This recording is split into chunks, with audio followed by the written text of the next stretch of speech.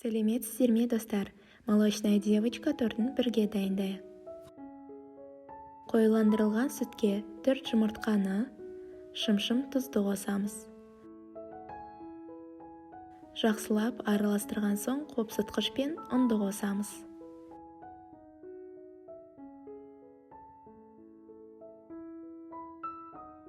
Соңында жұмсақ немесе еріген сары майды қосып араластырамыз. Пергаментке 2,5-3 ас қасық қамырды салып, тегістеп жағып шығамыз. Кейін коржды 180 градуста 6-8 минут аралығында пісіреміз.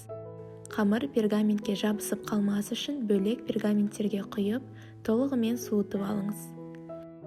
Ал енді кремді дайындайық. Салқындатылған 33-35% кілегейді біраз араластырып, қант ұнтағы мен сүзбелі ірімшікті қосамыз.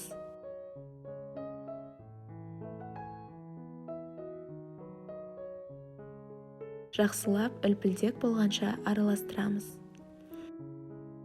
Ал енді тортымызды жинайық. Әр коржға 2,5-3 ас қасық крем қосамыз.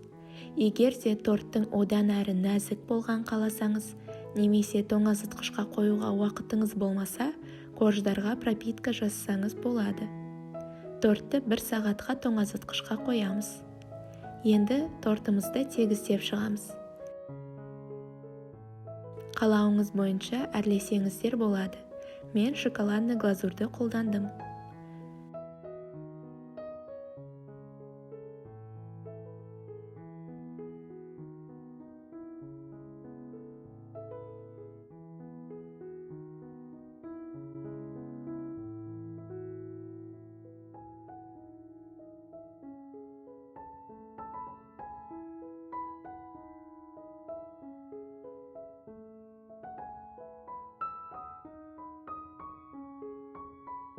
Астарыңыз дәмді болсын.